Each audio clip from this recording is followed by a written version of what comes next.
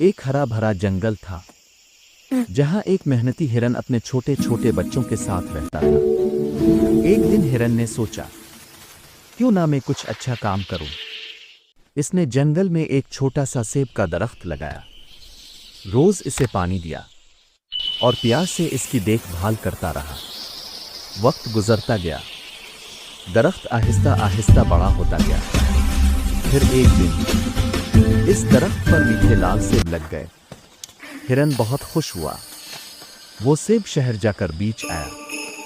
उन पैसों से हिरन ने अपने बच्चों के लिए बर्गर और आइसक्रीम ले आए। बच्चे खुशी से हंसने लगे और हिरन ने सुकून का सांस लिया। सबक: मेहनत और सब्र का फल हमेशा मीठा होता है।